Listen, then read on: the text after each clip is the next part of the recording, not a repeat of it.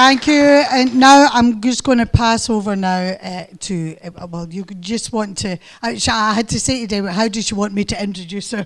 As co-convener or assistant convener, whatever you want, of Labour for Independence, please give it up for Debbie Waters.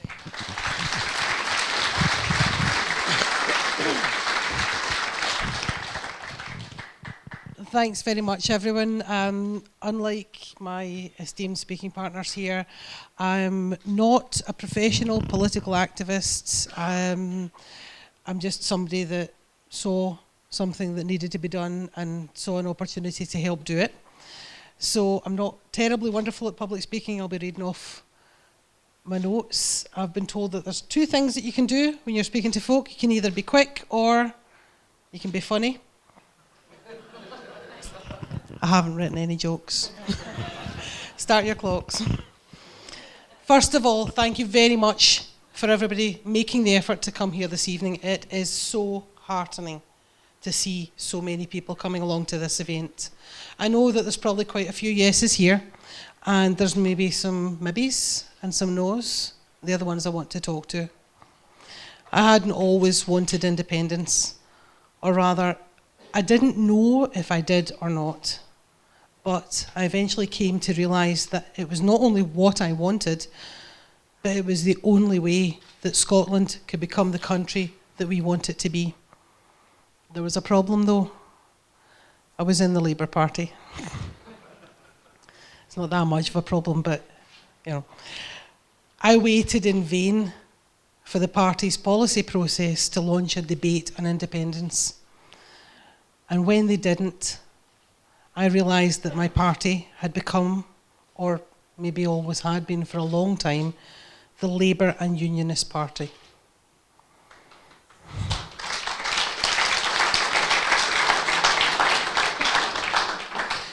So, rather than sitting at home wringing my hands or waiting for replies to the letters that I sent, I went looking and I found Alan Grogan. So I wasn't the only one thinking this way. But I didn't think it would be just me. I knew there would be more people out there like me who had been denied their voice or their chance to debate the case for independence, either for or against. They had just been told, this is what we're doing. People that had grown up with Thatcher songs in the playground and nay milk in the class. This was a betrayal, not only of the Scottish Labour Party members, but of all of the voters and supporters of the Labour Party over the years. They know our voice is muted to a whisper in Westminster, and they sold their integrity to save their seats.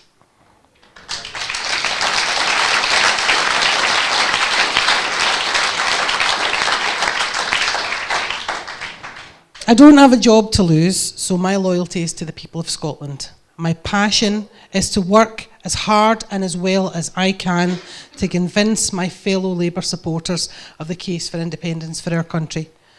I'm not the only one who has seen the creeping fanaticism of Southern England dominate the media and influence public thinking. I've never looked at somebody who's chosen Scotland at home and thought anything but welcome. Yet in England, they've got go-home vans and immigrant trouble articles. They've got the demonisation of the poor and the disabled. Why is there so much emphasis on benefit cheats and scroungers? It's all we hear about. Why have the BNP and UKIP gained so much ground? And what does that creeping mindset mean for Scotland in the future? When people have got an easy target to hate or somebody to blame, they pay less attention to the government and what they're doing. Reactionary governments have known that and made use of it many times over the years. But it hasn't quite taken hold in Scotland yet. We're resisting it every single time we get called scroungers. Every single time we get told we don't deserve to be looked after and we don't deserve to be helped. These organisations and ideals have not taken hold here because we are inherently different. We see the world differently, we interact with it differently, and we see our neighbours as neighbours, regardless of race or age or economic status. That's our spirit. It's still in our politics. But in the UK, where even the working classes are moving to the right, how long will that be? So we live in a Scotland that's different, Its ideals and aspirations are different, and its politics are different. But this is where we fall, this is where we fail. In 2010, 80% of our MPs said no to privatising Royal Mail. Look what happened. Then 81% said no to changes in the public sector pensions, and 89% voted against the child benefit cuts in 2012. Did we get it? The worst of all, as everybody here should know by now, is 91% of Scotland's MPs voted no to the bedroom tax. Nothing will ever change. They might as well have stayed on the train and gone for a donkey ride in Brighton for all the good their votes did. Since World War II, the Scottish vote has made no difference to the end result of every single general election. We will always lose the numbers game. Now, I don't know if this is true for everybody here, but I'm weary. I am weary of the fact that less than 1% of benefits are fraudulently claimed, and this is an excuse to torment the weak, disabled and dying. I am weary of being told we need more cuts when huge corporations hide their profits and cheat us out of £25 billion every single year.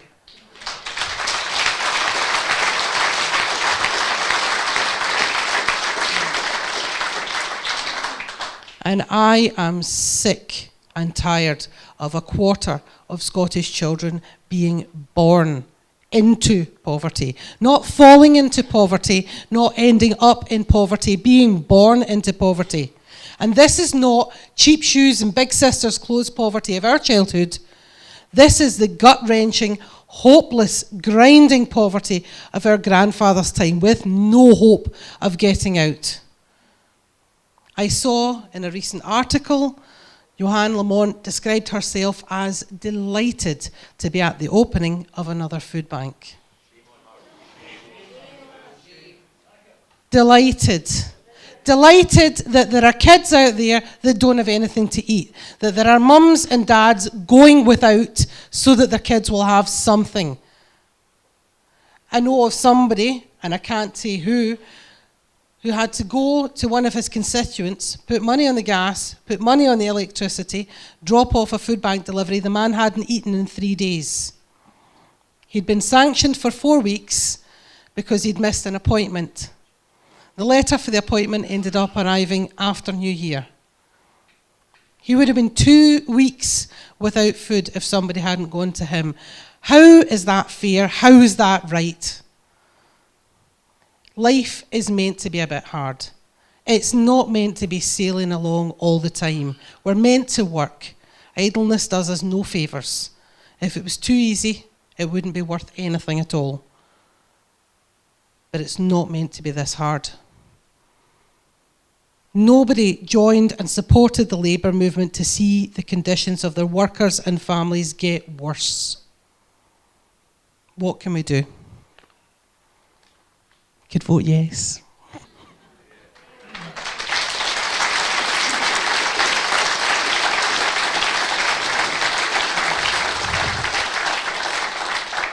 What would a yes vote get us?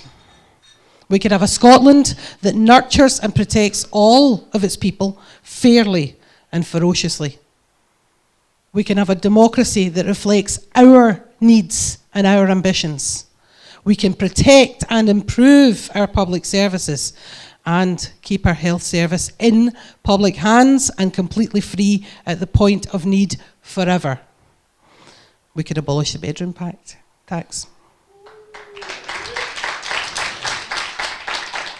We could get rid of Trident.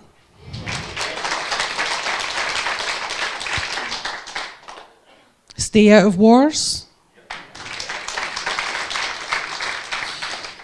We could be fair. We could be just. We could be Scotland.